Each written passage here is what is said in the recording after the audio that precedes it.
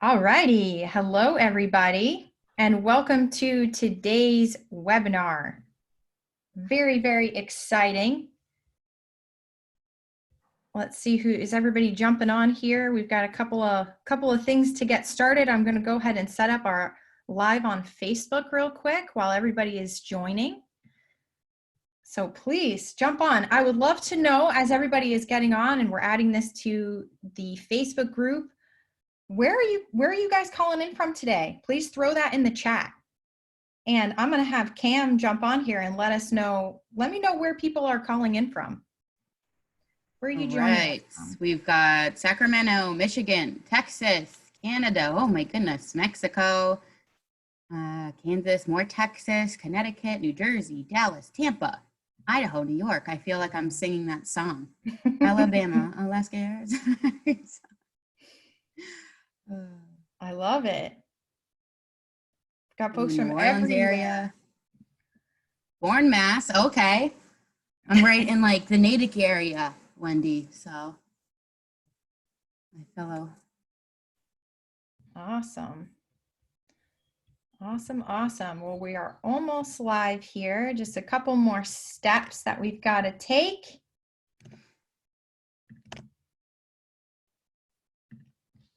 All righty.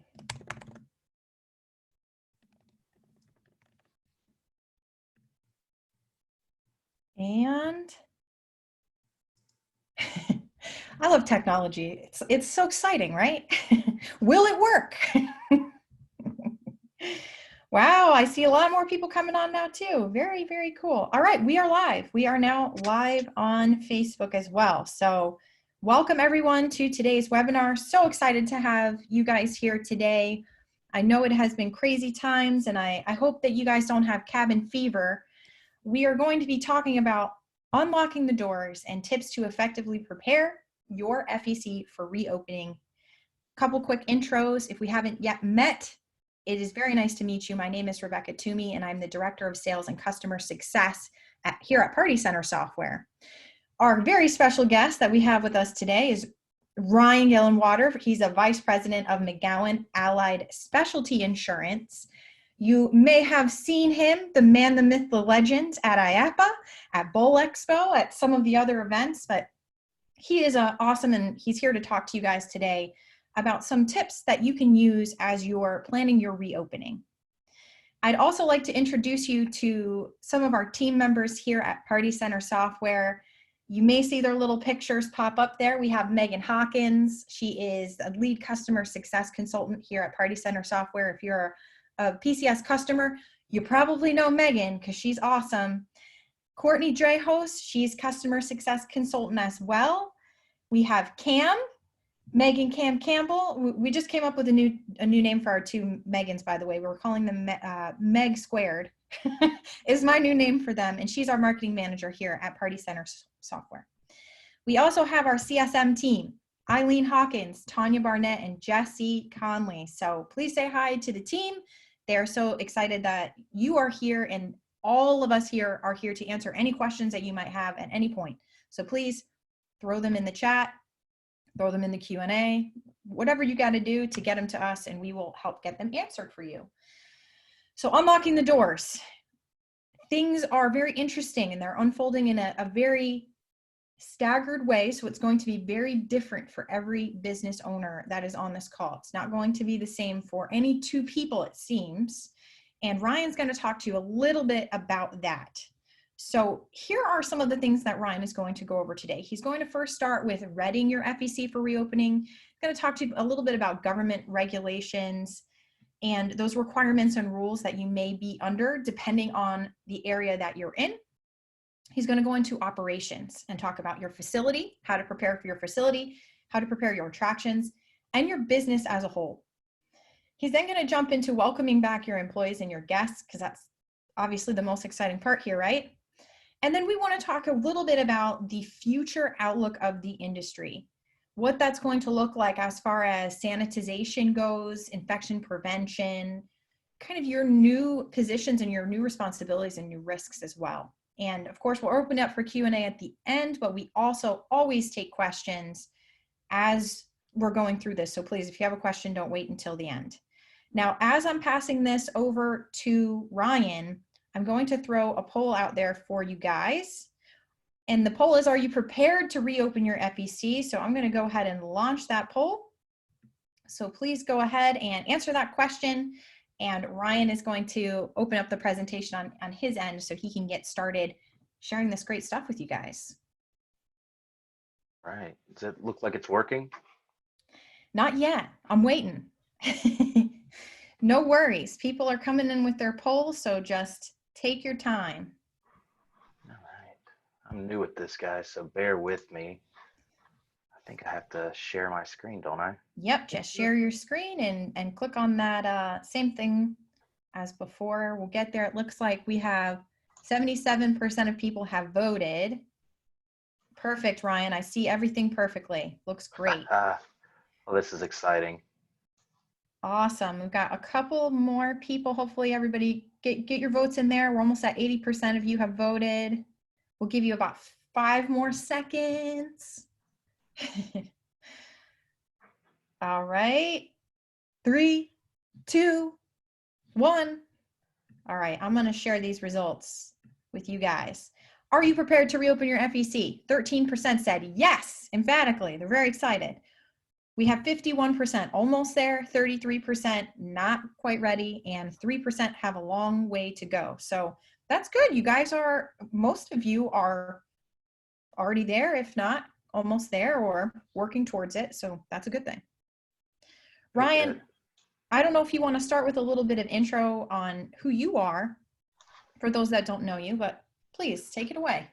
I appreciate it. I'm excited to be here and throw this out. This is my first large scale webinar like this, so I tend to like to move around. So it's going to be interesting to see me stand still for this long. Now I'm Ryan Gillenwater for some of you that haven't met me. Again, this is a first for me, so bear with me. If you have any questions, please bring them up as we're going through it. Interaction makes this whole process a lot better for everybody else because a lot of you will have questions that might be on somebody else's mind. But I'm with McGowan Allied. Just a brief history. McGowan Allied is a newly formed venture. Back beginning of this year, McGowan Amusement Group formed a joint venture with Allied THE Insurance. And so that brought together 2 very senior, experienced insurance organizations into one very phenomenal, very resourceful outfit, bringing together 2 huge teams of experience. So now we are able and capable of doing things that both sides have only ever dreamed of when it comes to insurance and risk management. So wanted to welcome on board this Director of Sales and Marketing, Drew Tewksbury. He is joining us here. So please lie if you're asked how this went, so he sees that it went well. But no, let's talk about a few things as we move forward here, because this is an interesting topic. I spend hours a day on the phone with people from all over the country, asking a lot of these same questions. What are we going to do? How are we going to do it? What have I heard? And I get that a lot. I've been in this business 12 years now. FEC insurance is really where I've focused for a long time. And so I kind of always consider myself more of a mockingbird, or just repeating things that I hear. I don't think mockingbird was the right word, but we'll go with parrot. I repeat what I hear from a lot of other operators. So a lot of operators that I talk to, I'll glean the positive and negatives and then pass that along while we're talking to other people. And that way they can try to use those experiences to better themselves and avoid pitfalls that somebody else has already experienced. So what I want to do is just kind of go over briefly some of the things that you're going to have to be prepared for now to start thinking about planning, being strategic. Then we need to start thinking about and working on welcoming back our customers and our staff. And we'll get into a breakdown between the difference of customer and staff and what we need to look for, what we're going to have to start doing and how we're starting to handle that. And then we'll jump into what's the entertainment industry going to look like going forward. And please keep in mind that anything we're talking about here has nothing to do with a particular operation or facility, really generalizations coming from a risk management point of view, loss control, safety, insurance related. but we'll look at short term in the next 6 to 8 months. What are we going to look like, or 8 to 12? And then, what will the next 12 to 24 months look like in our industry segment? And how are what we're talking about today in the first two going to help guide us as we move forward back into some sort of normalcy? So just clicking this button. As we prepare to reopen, and looking at the poll, what most of you said, you're kind of right there in the middle of, you're almost there, ready to go. I think most people have taken a lot of time to read, think through, talk to their peers, and start thinking about how and what, when and where and why all this is going to make sense and work out for us. But there's two things I want us to pay attention to and really focus on as we're prepping, as we're looking forward, and as we have this time now where we are closed, what we can be doing. First, we're going to look at government regulations. And what's interesting in this whole situation for me especially is every city, town, and state is a little different, and some counties are different than other counties, and then what their governors are doing. So Rebecca and I were talking earlier this week, and Tennessee announced their plan to reopen, except Knox County, where she lives, is capable of making their own decisions. So while a phase 1 plan in Tennessee is underway, not so much for Knox County. So whereas one FEC in Chattanooga could open, maybe the one in Knoxville can't. So it's very curious, is we have to pay attention to our local rules, not necessarily just state, because they'll affect us differently. And then, of course, operations. So what the government regulations, the CDC from a federal level, state and county levels, how is that going to impact our operations? And I want to look a little bit into that as well to see how we can start preparing. So from a government standpoint, a lot of this, we've heard over and over again almost every day, which is social distancing. Anybody that has traveled out, ventured out to a Walmart, a Target, a Home Depot, or Lowe's has witnessed some sort of social distancing measures that have been put in place, whether it's duct tape lines on the ground to more fancy concrete stickers that have been put on the ground. I've seen a little bit of everything. But the fact of the matter is, an unfortunate reality is, any phase 1 plan that allows a family entertainment center entertainment operation to open is going to come with social distance guidelines. And so what we have to do is we have to prepare now for what that is and how we implement those and what we do going about that. Now, I like copycatting in some sense, and I think we can look at what Walmart, Target, Lowe's, and Home Depot and a lot of restaurants have done and take their ideas instead of recreating the wheel. And so I encourage you now, as we're talking about prepping in this period, as your facility is closed and you may or may not have staff, start looking now at how social distancing is going to affect your operation, your facility, and what impact that's going to have on your day-to-day when you're allowed to reopen. The other thing we've got to consider on this is our limited capacity. What is our capacity situation going to look like? I was talking to a very close friend in Texas yesterday, and they're opening this weekend, but they're capped at 25% capacity in their building. So how is that going to affect not only just the standing square footage, but for us that have laser tag or indoor attractions, dark rides, what does that do there?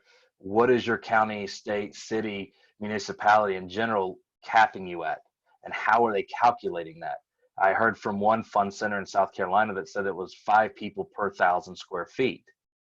Again, how is that going to impact your operation, your business? It's really stepping back and looking at it on several different levels, but being prepared and ready.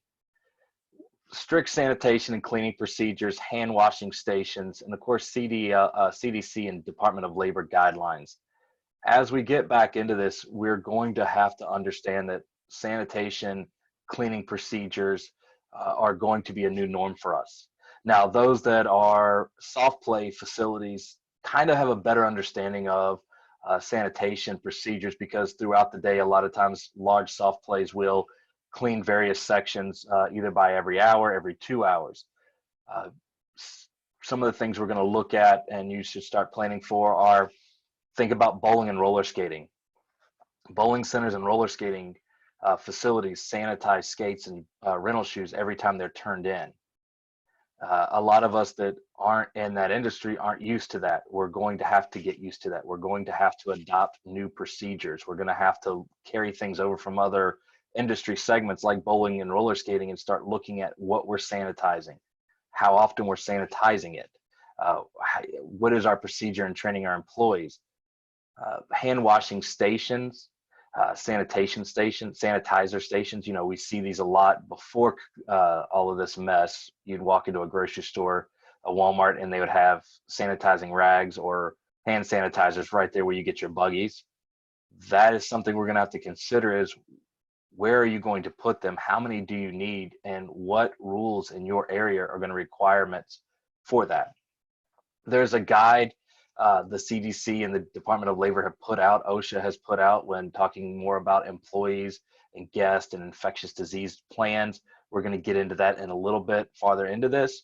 We're going to try to get a link up for you guys so that you can download that document or get at least a web link so you can see that. A lot of great information. But if you have never spent time on OSHA's website, Department of Labor, CDC, or even the EEOC, you need to go get familiar because that is where regulations from the federal level on employment are going to come out. Workplace safety, environmental workplace safety is going to be there, and you need to go there and start reading and getting familiar with that information. And a lot of that we want to try to do now so that when we get the okay to open, that's behind us and we're prepped, ready to go. I want to look at operations a little bit, and I want to break down operations kind of briefly into facilities, attractions, in our business and how they're all affecting us. Now, when we get reopened, we're going to have to obviously look at restocking. It's never been a situation where we've had an opportunity to, close our doors for so long. Most of us aren't accustomed to that. We're used to being open year round. And for us that are seasonal businesses, this is a little different. You're more accustomed to reopening a certain way, but we got to restock. And let's just briefly hit on restocking and get away from what we think restocking typically is from. Obviously we need food. Obviously we need to get our Coke orders and Pepsi orders in. For us that have bars, we got to look at the bars, the beers, the wines, but personal protective equipment, first aid kits, what are those types of things look like? How are we stocked up on cleaning supplies? Where are we going to get those cleaning supplies? For the smaller facilities out there that have usually just gone to a wholesale club, you may not find what you need there anymore. It may be time to start working with a national vendor like a Grainger or a Cisco or a Centos, one of these companies that will come on a weekly, monthly, or biweekly basis and bring it to you. If you don't have that relationship, now is the time to start looking into that relationship and what is needed and where you can get it from. Talk to your national vendors or your local vendors now that do supply stuff to you and find out if they can provide it, or if you need to go somewhere else. Talk to other FECs, larger FECs that you think may have this, and find out who they're using and how they're doing it. That's going to be very important. Reactivation. Obviously, we've been closed for a while now. Obviously, we're not making money, so any smart business person has cut as many expenses as possible right when this first happened. So as you get open, what licenses do you need to get back in place? For states that require inspections on attractions, are you up to date? What is your state saying? Are they giving you some grace period? These are very important. For instance, Texas. If you got anybody from Texas and North Carolina, they have strict inspections. Georgia, same thing, a lot of strict inspections, once a year inspections that have to be done. If your inspection has fallen in this last 2 months or is coming up very soon, you need to start thinking about that, jotting that down on paper and keeping that in front of you, because it's going to run into a situation that when you're able to reopen, those inspections are probably still going to have to be completed. So getting on the phone, getting those inspections lined up, getting the proper paperwork filled out. Let's just think about anything that could have lapsed or we let go or that's coming up really soon. Let's make sure we stay on top of those. We don't need to add any other burdens. I want to talk about deep cleaning, and I know most of us understand deep cleaning. Most of us have probably done a lot of deep cleaning or are prepping for it. But since we've been closed, let's look at some things that aren't necessarily thought about because we normally don't have to deal with it. Beer kegs, soda machines, our food situation and our walk-ins and our chest coolers, refrigerators, stagnant water and lines. Anybody that has a soda machine, fountain machine, anything that holds water that hasn't been used regularly, that water is just sitting there and is going to be nasty. So we need to start looking at our facility and go, okay, I get scrubbing the floors, scrubbing the attractions, countertops and surfaces, but look beyond that. What are things that we don't normally clean but are in our facility? And so we want to just make a list of it. What in the walk-in? If we haven't been in there in 2 months, what do we need to do in there? What could be dirty? What could build up mold? Water lines, for example, in our soda machines, beer kegs, anything that produces food and beverage. Let's make sure we sanitize those deeply. Let's look at ice machines. Look at your manufacturer's recommendations on any of your equipment that serves food or as part of our food and beverage operations. Ice cream machines, for example. What manufacturer recommendation cleanings need to be done in that scenario?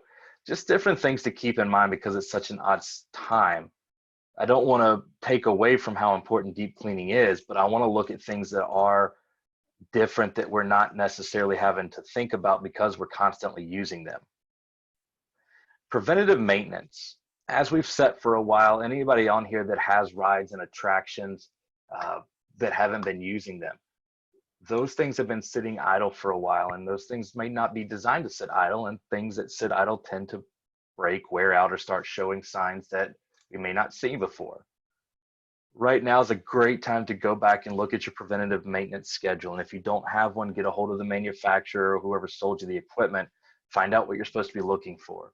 Contact somebody like me that could give you some ideas and help guide you, or another FEC. But you've got to keep up on the maintenance. If we haven't been using it for a while, you've got to check, double check, and triple check and make sure everything's in good, proper working order. If you need to order parts, get on that. Get on ordering parts. If you need to bring in a specialist to look at a ride, get that scheduled. Find out when you're going to get them in there. Worst thing you could do is open up a park and have rides that aren't open due to maintenance or an injury in these times. We don't need anything else in this industry as a black eye or a negative. As we talked about the CDC, the social distancing guidelines. As we're looking at our facility and prepping, we'll start looking around now and look at what you're going to have to restructure.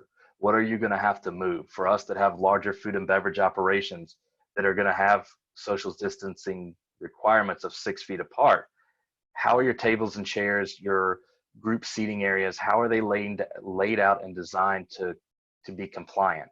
Do you need to remove them? Do you need to mark them off, rope them off, those kind of things? Then we need to, it goes along with our layout for our queue lines, for our check-in stations, for anywhere that is what I would consider a common community area in our facility. Is it laid out conducive to the requirements that are going to be set forth by your municipality, your state, or the CDC, or any other guidelines and best practices that come out between now and who knows tomorrow, because things change so often. But we got to optimize our layout of our facility to meet these requirements now. And it's unfortunate because it's not necessarily the best layout to operate an FEC, but in these extreme times, we have to start looking at re-changing and re-outlaying our facility, and that it's going to work for what we need. And that could take some time, and that could take some manpower. Hopefully it won't take any money, but now's the time to start playing with that layout. These buttons are really slow. Updating policy and procedures. I'm going to spend a few minutes here. Training and handbooks. Things are going to be different than they have ever been before. And a lot of facilities that have been open for a long time, I've heard people say, I hate how we do that. I wish we could change it. Well, now is the time that we can do that. Now is the time when you can sit down and look at every policy and procedure, operations manual, training manual, anything that you have, even if it's scratched on a napkin. Now's the time to digitize those, update those. If you wrote that 20 years ago, it's time to bring it into 2020. Have a separate COVID setup. What we're going to do now for COVID-19, what we're going to do after. But it's time that when we have an opportunity unfortunate opportunity, but an opportunity nonetheless. We can sit here and pause. And if you're like me, you stay up all night thinking about all these different things and we can't sleep. So use that to your advantage. Use your time wisely.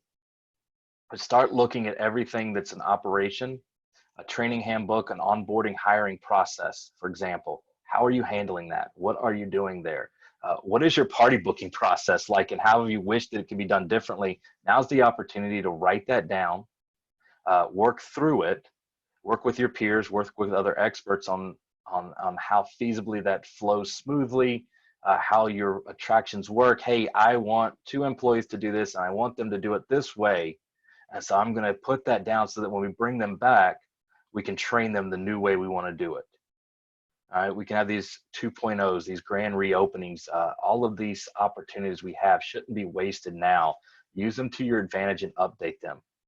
I'm an insurance guy, so of course I want to bubble wrap everything and keep it safe because that's what we deal with on an everyday basis. I deal with hundreds of fund centers that unfortunately, when I usually am talking with them, it's either one about their least favorite subject, which is insurance premiums and insurance renewals, ranks right up there with tax time.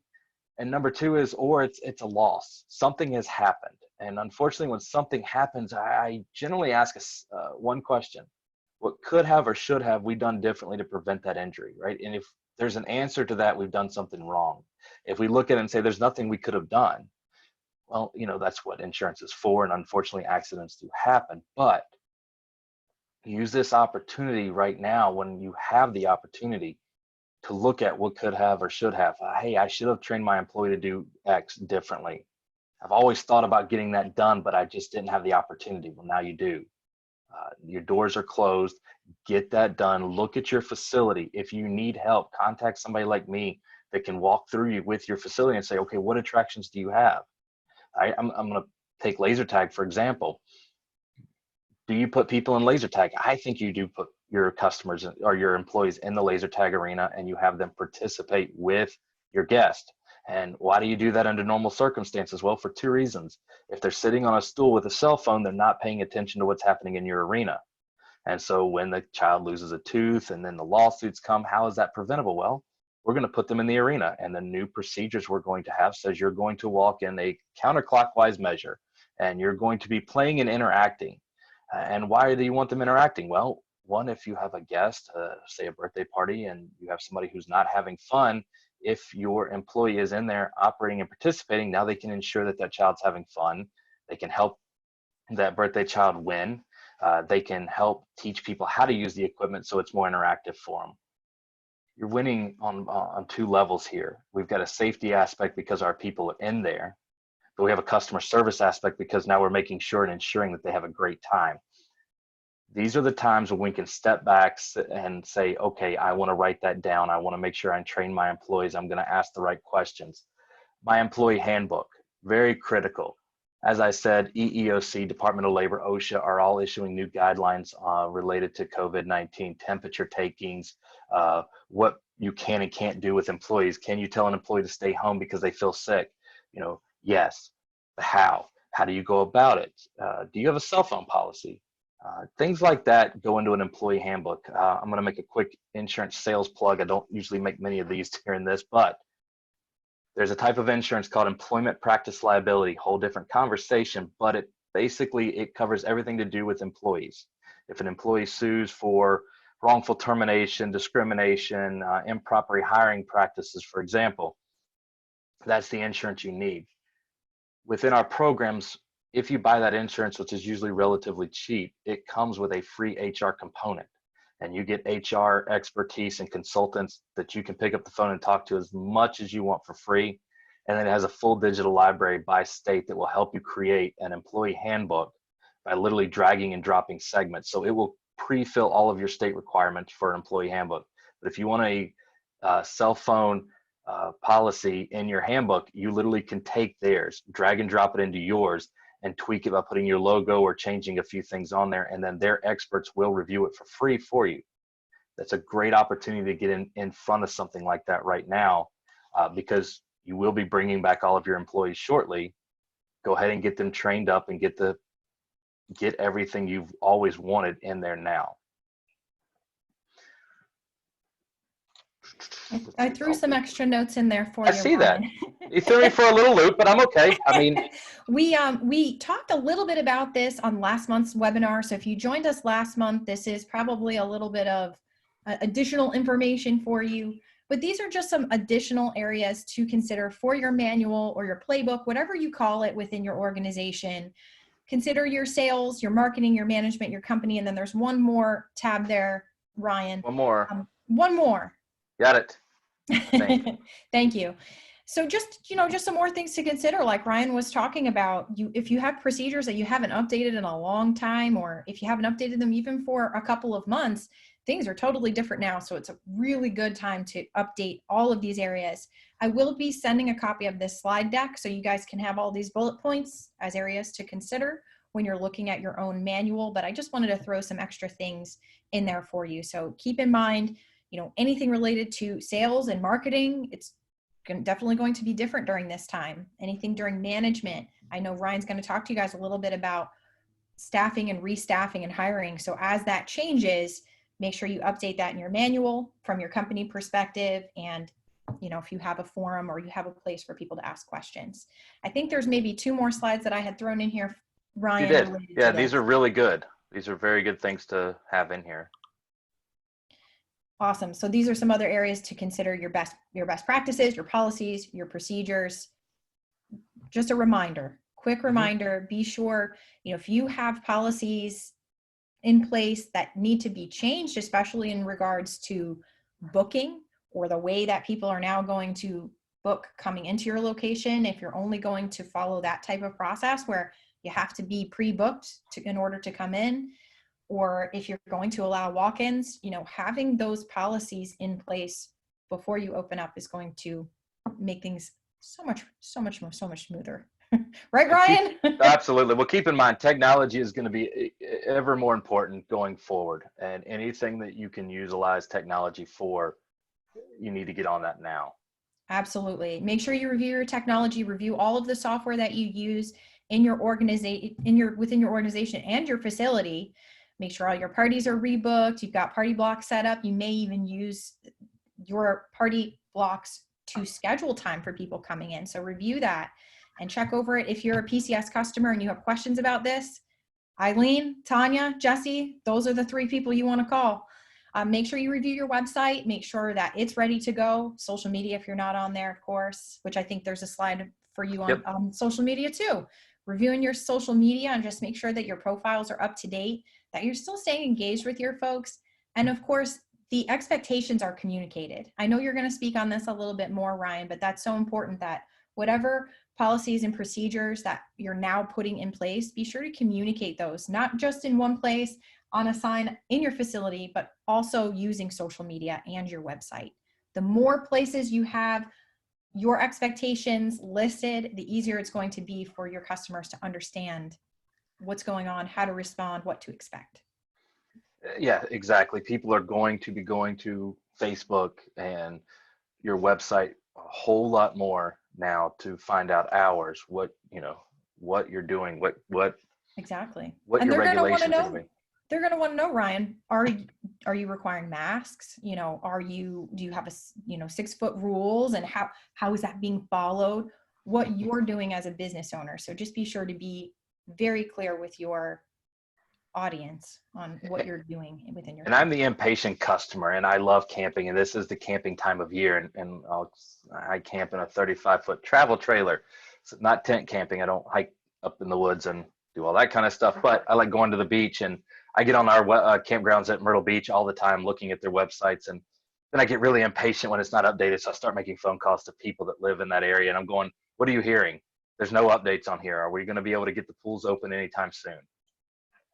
So yes, I think that's going to be critical from a reputational standpoint. All right, let's move into let's get back into this part is going to be welcoming them back, and we're going to focus on our guests and our employees. And they're 2 very important things as a business owner we have to keep up with. When we talk about our employees, we're restaffing. We are sort of, for those that had to lay everybody off, we are rehiring to some extent our employees back. Do it right this time. Look at hiring practices documentation, make sure you're doing it right, make sure you're prepared. But we're going to restaff. Use this opportunity to staff up properly with the right people, retraining, and we're going to look at what COVID-19 is going to mean under that and what new rules we're going to have. And the 19 and new rules kind of go hand in hand. But it's a great opportunity to restart. Like I said, we don't normally get this opportunity to restart, so use it wisely. Let's get our staff trained up and ready to go the proper way this time. Let's look at what we're going to need. And I think there's some more slides going to this. If not, I'll come back to it. But when we look at COVID-19, what kind of personal protective equipment, like Rebecca said a minute ago, are our employees going to have to wear?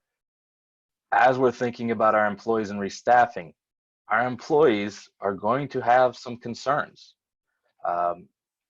about how you're going to protect them and keep them safe. They do get on social media. They do read the news. They do have parents, especially the younger ones, that are going to be concerned. And, you know, we all can't forget they're going to have either the crazy aunt or uncle, but they're definitely going to have the grandparents that are overprotective that are going to be in their ear as well. So how do we assure people that we're going to take care of their kids and their grandkids as our employees? Because most of us aren't hiring, you know, 30 to 50-year-old business professionals. That's more of our age range. That's more who we are running our own business. A lot of times we're hiring a younger generation. So how do we reassure that employee plus their parents and so forth that we're going to take care of them? What are the state requirements? I know I feel like I'm beating a dead horse, but there's going to be a new position and new responsibilities within your facility that I talk about later on, but I'm going to hit on it now as well. As we've seen, things change on a regular basis. Having an employee or a manager whose responsibility along with yours to make sure you're keeping up with it, to pay attention and monitor the guidelines from state and local municipalities and the federal government, CDC and so forth. You're going to have somebody that is in charge of making sure all employees are using their personal protective equipment, making sure that we do have employees that are watching and monitoring these things and that we're following those rules in our facility and with our guests, that we're following up and holding our employees accountable down line to make sure that the training or that the cleaning processes that we've set out are being followed. And that in our operations that we're following those social distancing and CDC requirements so that as we're loading guests into a ride or we're using an inflatable or soft play, that we're, one, not putting anybody in harm's way, whether it be a guest or an employee. But two, that we're following these guidelines as well because think of it for a second. If you are a facility that doesn't pay attention to this, and I don't think anybody in here is going to be this, but think of just how our industry is reflects everybody when they see a family entertainment center that opens up, that it has 10 inflatables inside and a soft play and a laser tag arena and a snack bar, and it's packed to capacity, and there's kids all over top of each other just like they were before we opened on these inflatables. It doesn't look good. People will draw the wrong conclusion. So having somebody within our organization that's going to take responsibility to monitor this and make sure we're following those guidelines is going to be very critical for their health and our customers' health and from a reputational standpoint. If we do, yeah. And Ryan, I do have a couple questions in this section whenever you're ready. So go for it. Go ahead. All right. So I want to start with this one because this is actually a question that a lot of people are asking, a lot of people are talking about right now. How do you get your employees back from unemployment?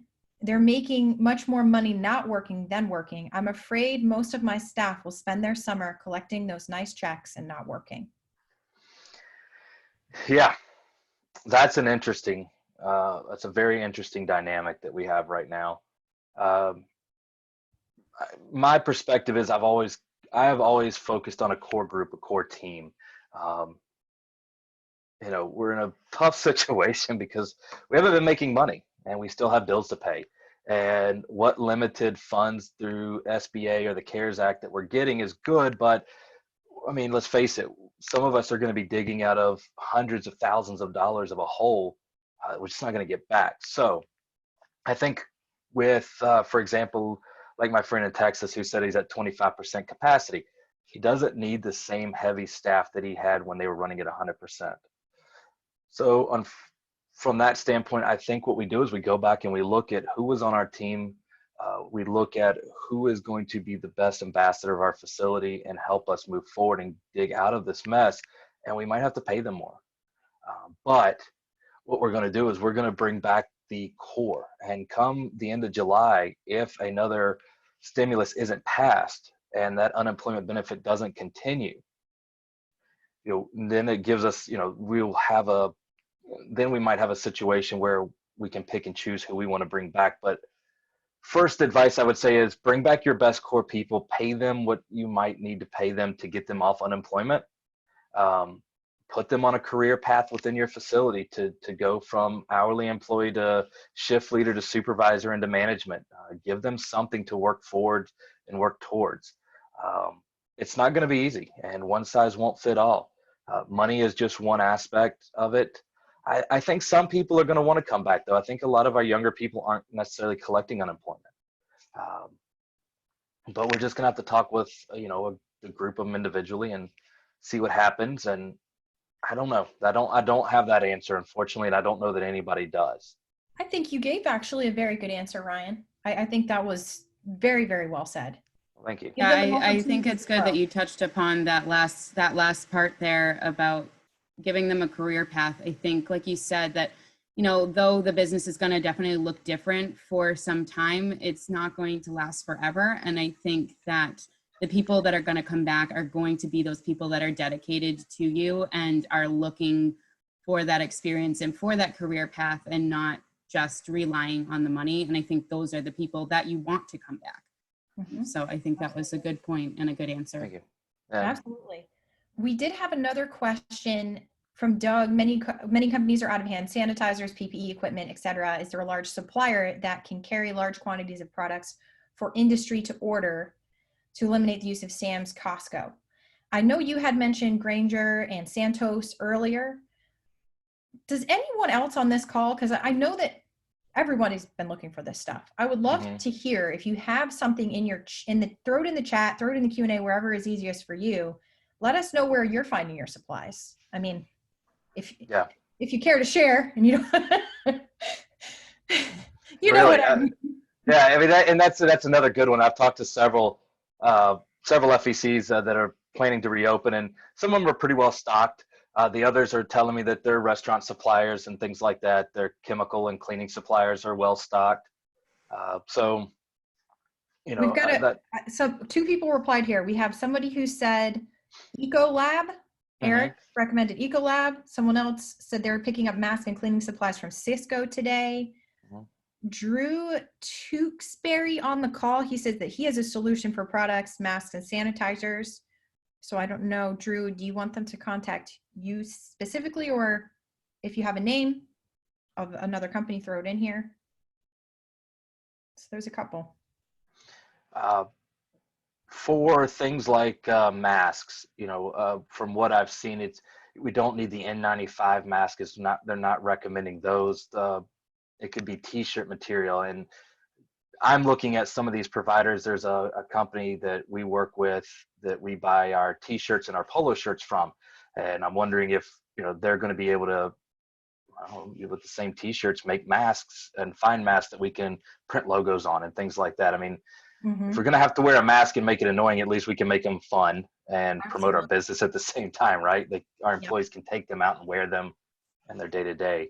We actually have had a number of we've had a number of facilities reach out to us and let us know that they ordered custom masks with their logo on it. So we've got a few.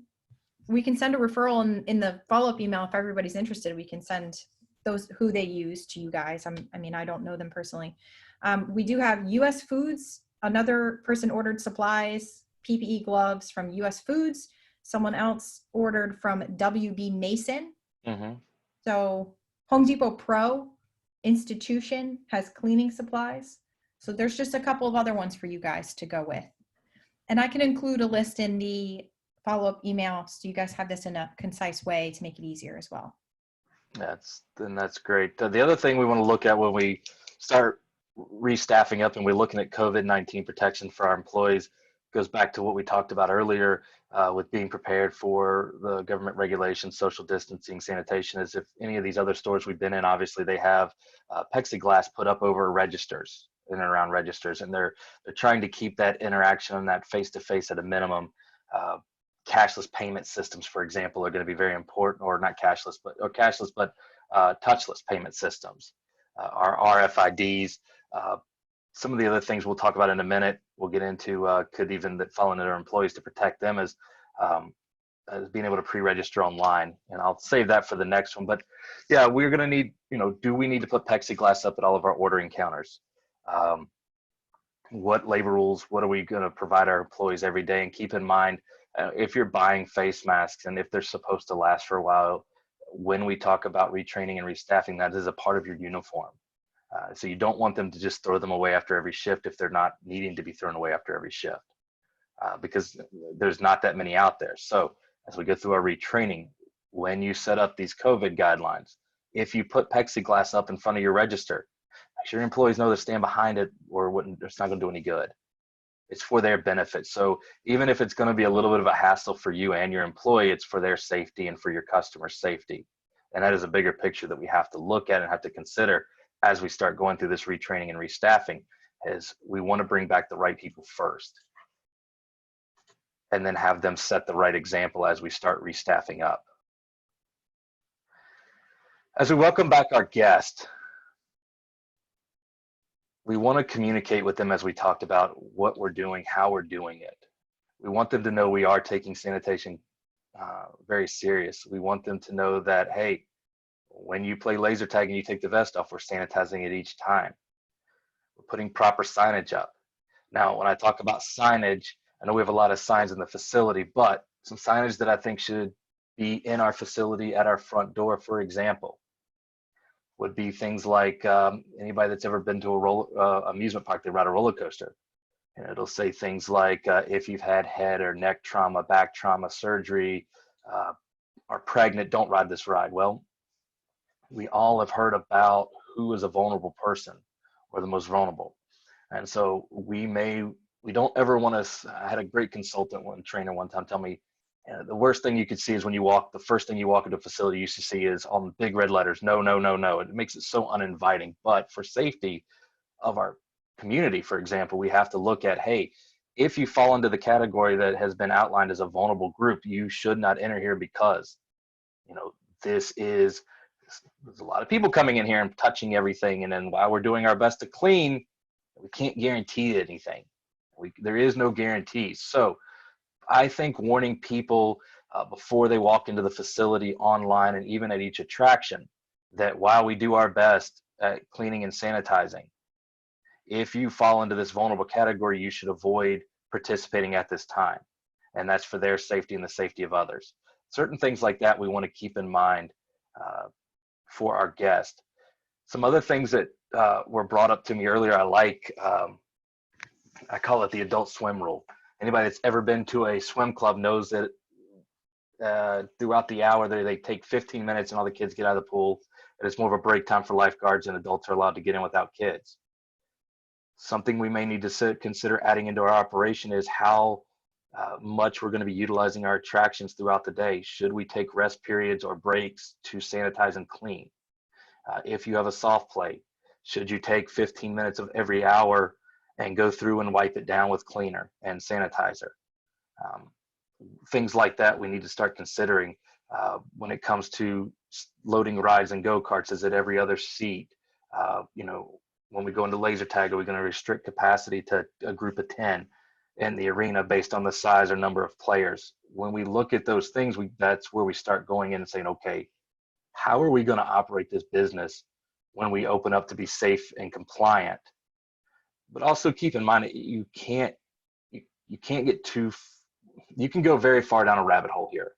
And at some point we can advise and we can follow the guidelines and we can clean. We can't walk around with a yardstick and measure people and say, you're too close, back off. At some point, part of that signage is going to have to be, and some of that training is going to have to be, we're going to rely on the parents to make sure their kids follow the rules, because kids don't follow rules. It's just in their nature. They're not doing it on purpose, but they're excited. They haven't done this activity in a very long time.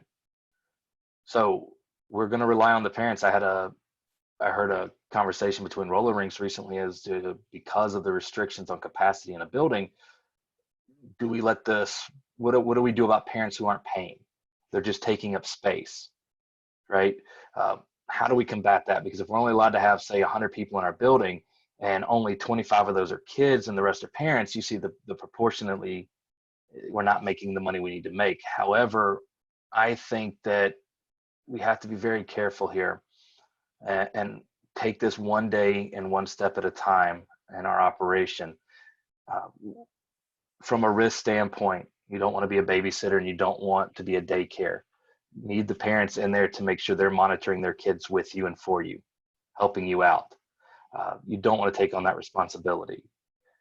So I think we're going to have to look at ways to monitor our flow of people in and out, keep a very good track and count of that, with our warning signs, making sure people understand what we expect of them, and you know, to some point, what we expect the parents to do with their children in our smaller age facilities. Registration only facilities, I know this is probably a rough topic, but depending on your operation and your attractions, you may consider running in blocks of time by hour, 2-hour increments and letting people schedule their time to be there with the number of people they're going to be in their groups, so that people know if you have capacity to let them in or not. Walk-ins are great, but we all know that birthday parties and group events make the most money in our facilities. And so if we start looking possibly at a way that we could utilize our technology and say, hey, I've got 20 units available or 20 spaces available for up to 100 people, or however you, and you block it in time, 1 hour and 2-hour increments. You already know in advance what to expect. And so people can kind of reserve their time in your facility. That way you don't have a situation where a family of 5 show up and you only have the ability to let 3 people in. There's a lot of different unique ways that you could go about doing this. Selling attractions online, making payments done online, waivers signed online, get it all done in advance. That way when they show up, you basically have a host or a hostess out front that says, oh, Gillenwater Party of 5, yes, I see you're here for 2 hours and you've got these attractions prepaid, you know, and you've got your operations set up to where they can go do those attractions. Modified queue lines, virtual queue lines, as I've heard them called, attraction scheduling. These are going to be more important than ever. Giving people a way to distance themselves and feel comfortable being in your facility, telling them, hey, you could do it as like the old DMV, pull a number out of the machine, number 37, you're next up to go into this attraction. You know, if you're number 37, come to whatever, this you know, come to this inflatable, it's your turn. I mean, that's silly, but you see where I'm going with it. There's a lot of different things we can do inexpensively and utilize what we have, but modifying those queue lines are going to be important. If 6 distancing, 6 feet apart is the rule, and we got to put tape on the floor and measure 6 feet out, and you're running bumper cars and you've got, let's say, 8 bumper cars, that's a lot of people standing in line. Where's that line going to go? I mean, that's a lot of space. So looking at modifications will help us in the future as well, with these queue lines and these ordering in advances, using apps to order food and have it brought out to you like we're seeing. So it's interesting, but this is a great opportunity for us to utilize technology going forward. It'll also make our guests feel better. And a lot of this is perception. We've got to make our guests feel that we're doing what we're doing properly and have their best interest at heart. Absolutely. Ryan, we had a couple of questions. They're related to exactly what you were talking about, and a bunch of them are very similar. How do you implement social distancing in a soft play structure or on an inflatable? What about ball pits? Do we have to keep them closed?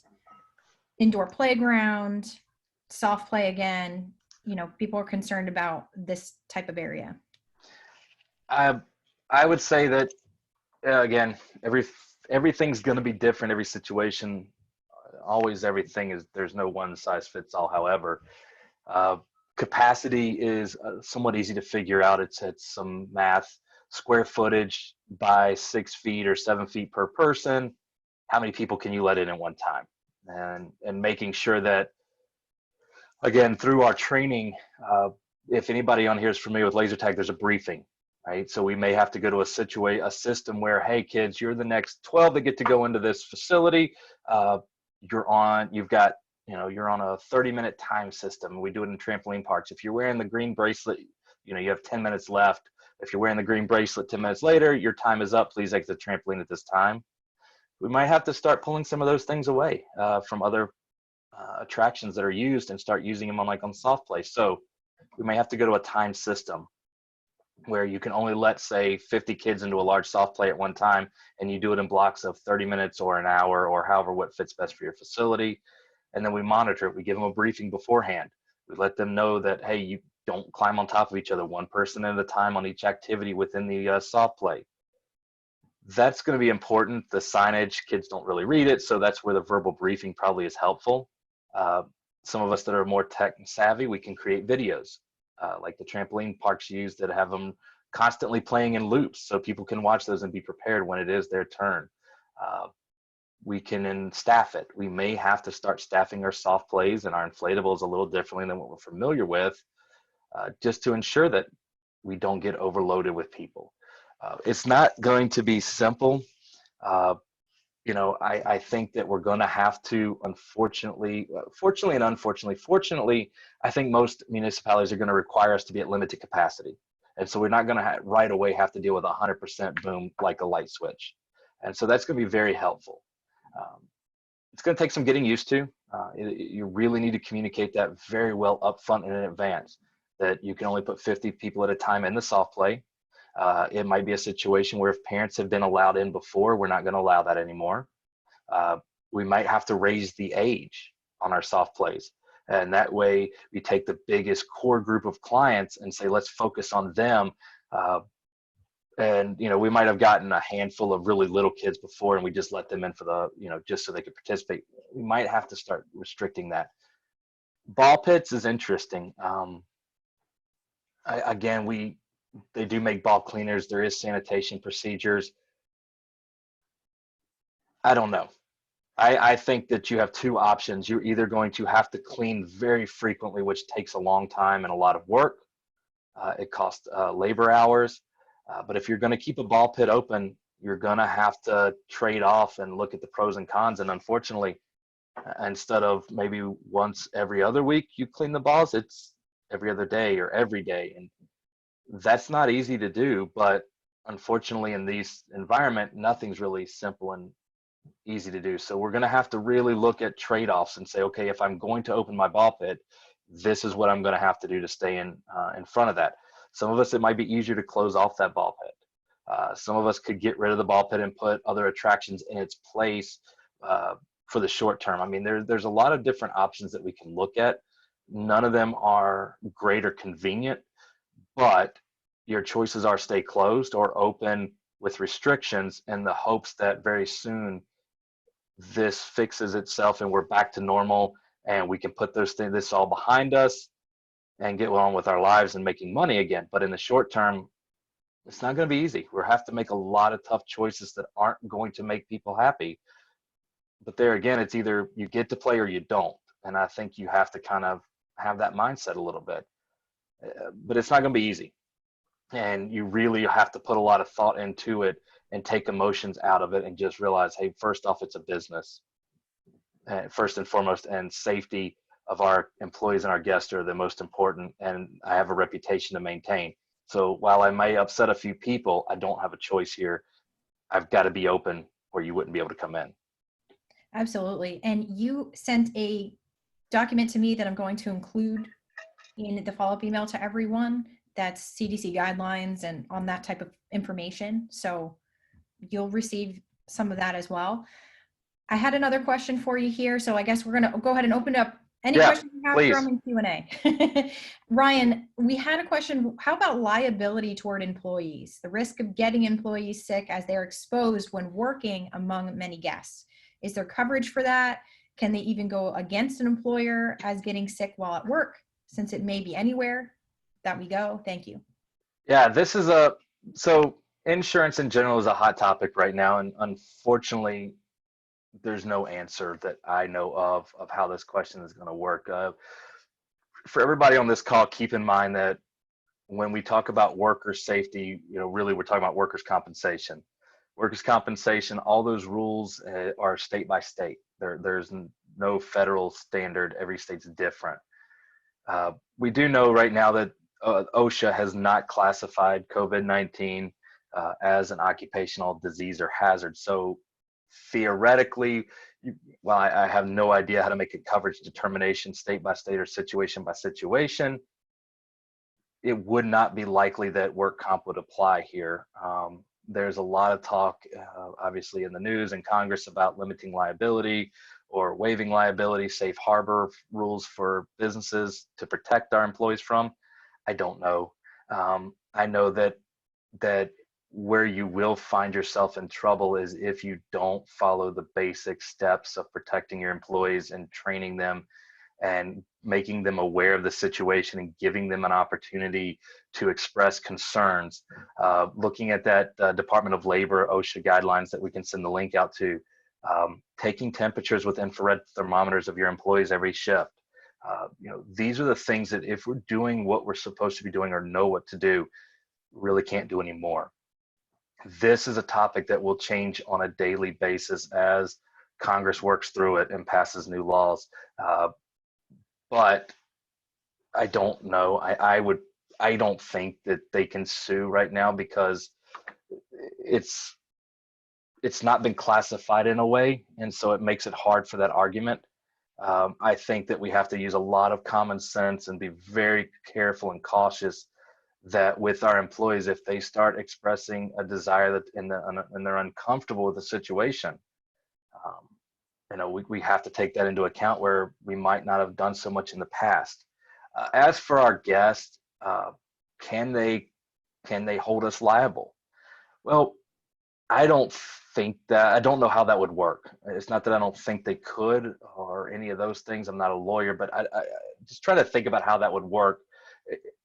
I don't know. I don't have any great ideas of how that would work. I will tell you that, again, from that standpoint of where you get yourself in hot water, we'll take it just a general claim scenario, a go-kart accident. Somebody's hurt on a go-kart. So the first things that anybody asks for after an accident are, show me your procedures, your maintenance logs, your training. How did you do it?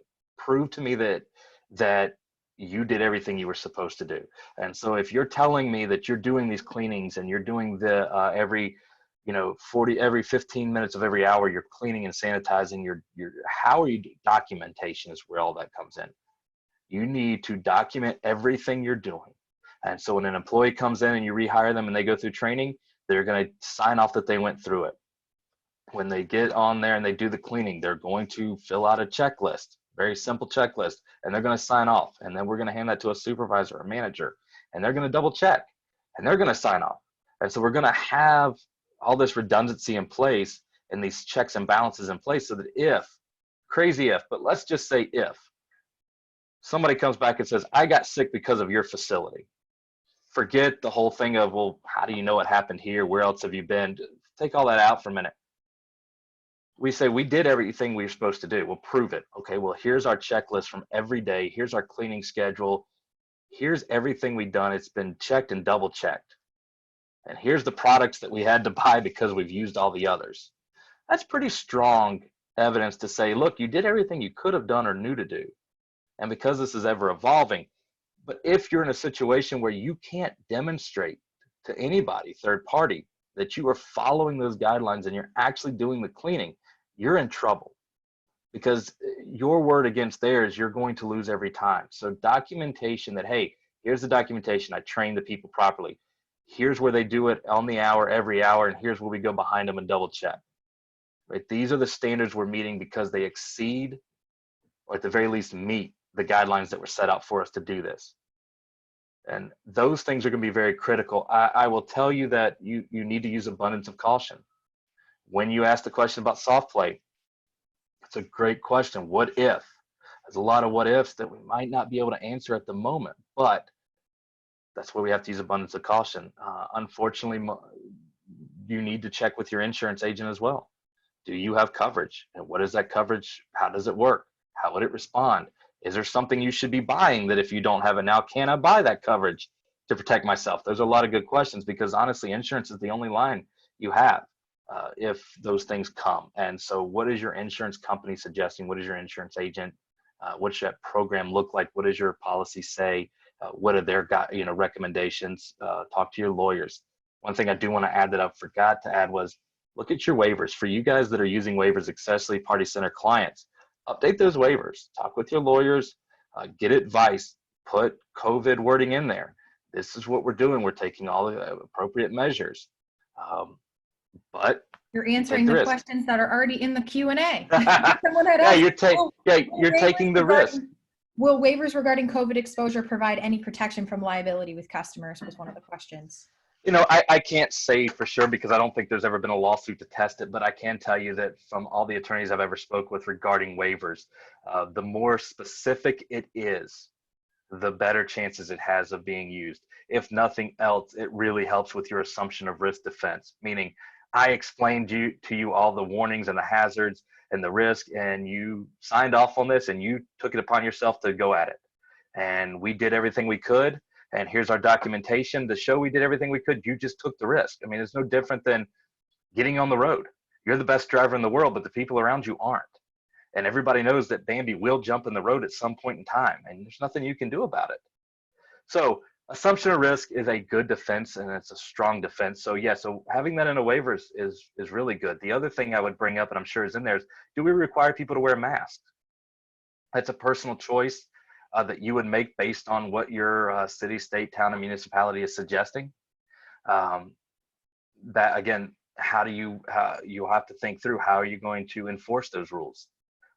Empowering your employees to enforce those rules will be important, making sure they understand the who, what, why, when, and where, why we're doing it. You can't just say, because I said so, or reasons. You have to explain to them. But if you're going to do anything like taking temperatures of your employees, if you're going to require customers to wear masks, if you have special rules, you must be consistent. Whatever you do, the key is consistency. You have to be consistent, because another way to get yourself in trouble is to deviate from your plan. No matter how much you want to do it, no matter how rough it is, do not deviate, and always be consistent and document what you're doing. Absolutely agree. So Mark had asked if anyone has connections for touchless thermometers. If you do have a connection, please throw it in the chat for us.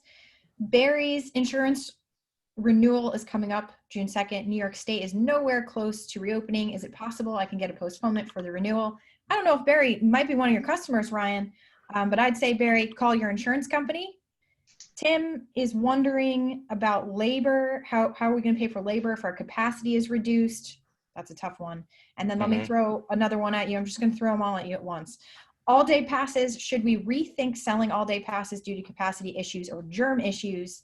It would be more sanitary to get them in and get them out rather than have them here all day, ? Good point. Yes. I mean, I'm not an operations expert, but sure, all-day passes probably wouldn't lend themselves to being very smart right now due to capacity issues. You've got to get people in and out so that you can turn it over and get more people in there. It's an interesting conundrum. Another option maybe could be doing like an unlimited pass for a week or something like that at a higher price range for the capacity issues. So maybe they could pay a certain amount of money to come multiple days, at the price of an all-day type pass. So maybe they wouldn't be able to stay all day on that particular day, but they could come back to still get their amount of money's worth that they would stay on a regular day. So fortunately, with the ability to capacity schedule or do block scheduling of time using our card systems like embeds and intercards and that are out there, those all have, if you have that product currently, you have the ability to do block timing, and you can put those cards on free play for an hour and then deactivate those cards in an hour. So that would be something to think about, again, looking at what's in your facility already that can handle that. Yes, absolutely. So I know we've gone a little bit over on time. Yeah, sorry. Ryan, I really appreciate you being here to answer all of these questions and to really just share your insights. This has been really valuable. Those that are still on the meeting, please throw your biggest takeaway. Did you learn something from this webinar? Or is there something you're going to take away from this and apply? I'd love to hear from you. Please go ahead and throw it in the chat now. If you have more questions, throw them in the Q&A. We'll hang out here for a minute. Ryan, could you click one slide for me? And as we're wrapping things up here, I'll just announce to you guys, we have a couple resources that are going to be included in the follow-up email in addition to all the other things that I mentioned. But we have a new resource this month called In Case of Emergency, an emergency preparedness guide to help your FEC overcome the unexpected. This isn't specifically about COVID necessarily. It encompasses a lot of different emergency types of situations. What do you do when your power goes out, when you have no Wi-Fi, etc. So please, we'll shoot that over to you. Grab a copy for yourself, and the monthly events calendar will also be in the follow-up email. This will give you some ideas. Obviously, now is a very unique time for this type of thing, but in the future, I highly recommend using this resource to plan. All right, well, it doesn't look like I have any more questions here.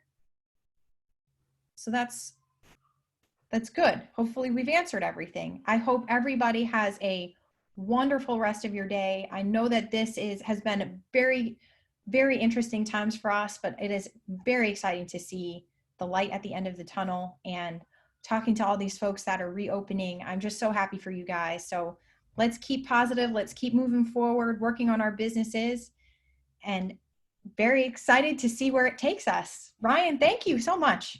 Oh, thank you guys. Had a blast. If I can ever help anybody, reach out anytime. Happy to answer questions and have phone calls. Awesome. And Ryan's contact info will be in that follow-up email as well. You'll get a copy of this in case you'd like to rewatch it. And we will see everybody again soon. Have a great rest of your day. Thanks, guys. Have a great one. Be safe. Bye, guys.